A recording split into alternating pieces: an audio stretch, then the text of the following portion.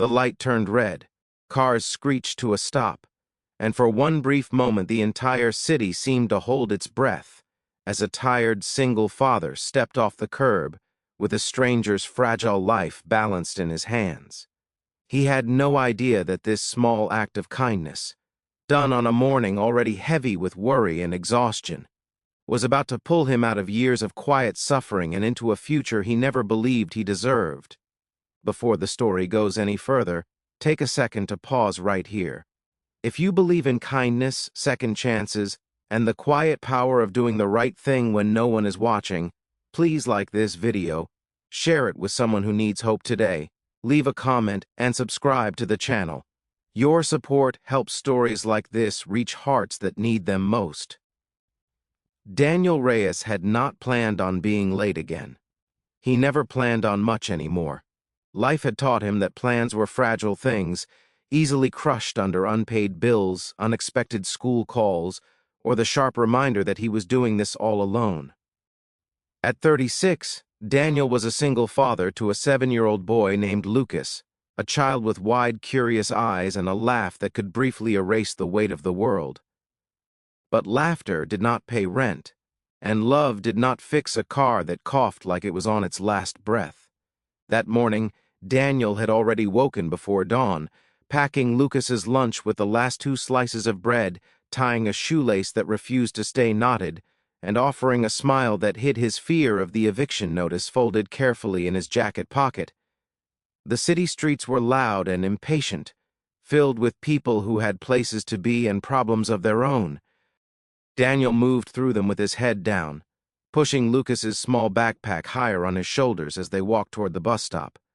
He had dropped his son off at school minutes earlier, pressing a kiss to his forehead and whispering a promise that everything would be okay, even though he did not know if that was true. His job at a warehouse paid just enough to survive, never enough to breathe. He worked overtime whenever it was offered, his hands cracked and sore, his back aching in ways that reminded him he was aging faster than his years. It was at the busiest intersection downtown, where impatience lived and compassion usually died, that Daniel noticed her. She stood at the curb alone, slightly hunched, one hand gripping a cane, the other clutching a worn handbag. Her legs trembled as cars rushed past, their drivers too focused on green lights and deadlines to notice her fear.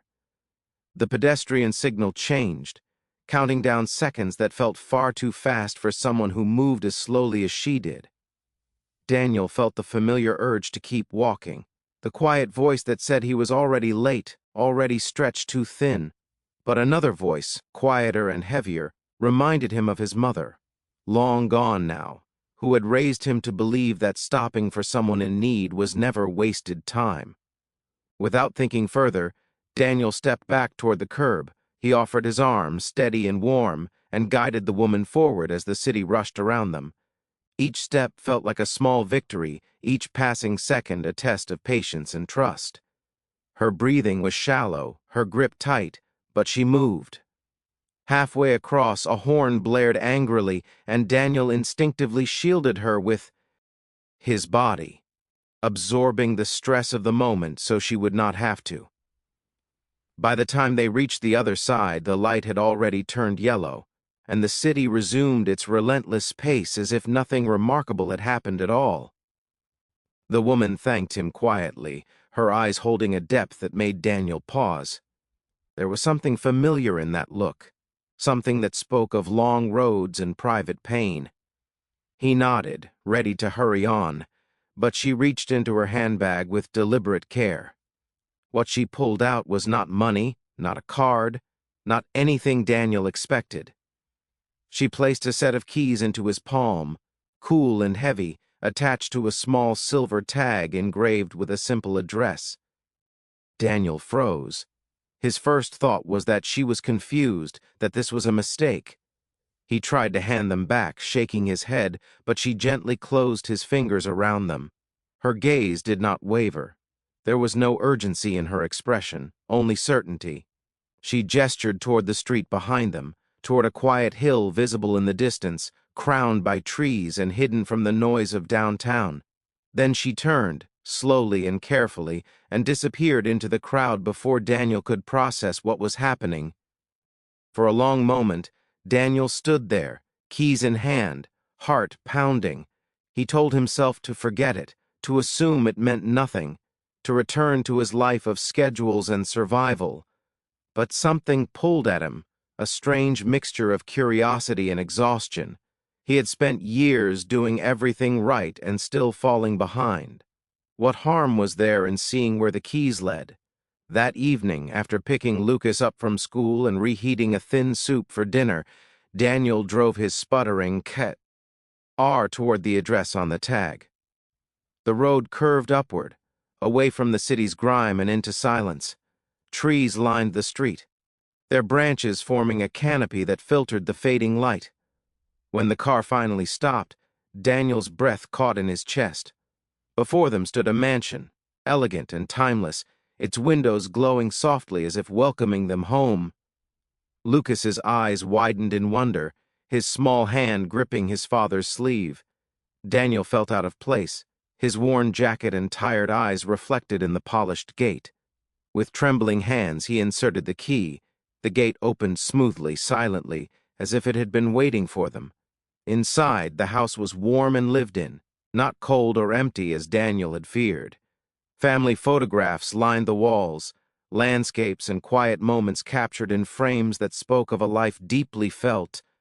On the kitchen counter lay an envelope with Daniel's name written in careful handwriting. Inside was a letter, its words explaining what the woman could not say in the noise of the street. She was named Eleanor Whitmore.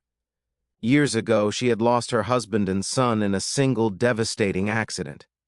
The injury she carried now was a reminder of that day, a scar that slowed her body but had never broken her spirit. She had wealth, more than she needed, but no family left to share it with. For years, she had searched for a reason to let someone else into her world, someone who helped not out of obligation or reward, but because it was simply the right thing to do. She had watched Daniel that morning, seen the way he hesitated before choosing kindness, the way he shielded her without being asked. In him, she saw the kind of father she wished her son would have grown up to be. The mansion, the letter explained, was not a gift without condition. It was an offer, a place to live, to heal, to rebuild, in exchange for companionship, care, and the promise that the house would once again be filled with life.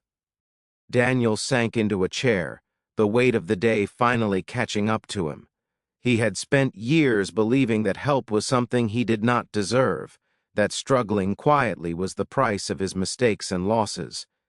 The mansion felt unreal, almost frightening in its generosity, yet when he looked at Lucas, exploring the room with careful excitement, something inside him softened. This was not about money or rescue. It was about trust, about two broken lives intersecting at exactly the right moment. The days that followed were filled with adjustment and doubt. Daniel continued working at the warehouse, unwilling to abandon responsibility, while slowly learning how to care for a house that echoed with memories not his own. Eleanor visited often, her presence calm and thoughtful, her stories weaving the past into the present. Lucas grew close to her, his laughter bringing color back into spaces that had been silent for years.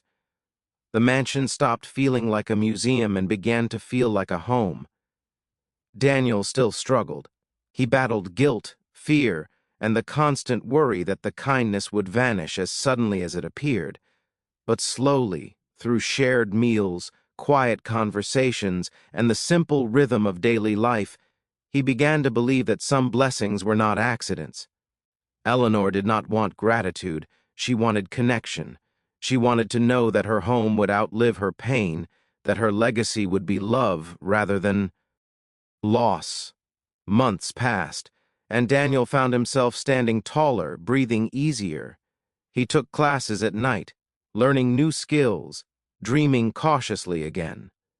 Lucas thrived, his grades improving, his nights no longer filled with whispered worries about money.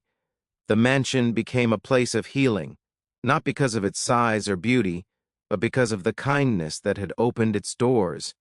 As this story begins to draw toward its end, pause for a moment. If this journey has moved you, if it has reminded you of the power of simple compassion, please leave a comment right now sharing your thoughts. Your words matter more than you know. On the anniversary of the day they met, Daniel walked with Eleanor through the same intersection downtown. The city was just as loud, just as hurried, but Daniel saw it differently now. He understood that every passerby carried a story as heavy as his once was. When they reached the other side safely, Eleanor squeezed his arm, her smile full and peaceful. Daniel never forgot that the turning point of his life did not begin with wealth or luck, but with a choice made in a single moment, a choice to stop, a choice to care, a choice that reminded him, and now reminds us, that kindness has a way of coming back when we need it most, often in forms we never imagined. If this story touched your heart, if it made you believe a little more in humanity and second chances, please like this video, share it with someone who could use hope today, and subscribe to the channel. Your support helps keep these stories alive. And remember, sometimes all it takes to change a life is the courage to cross the street with someone who cannot do it alone.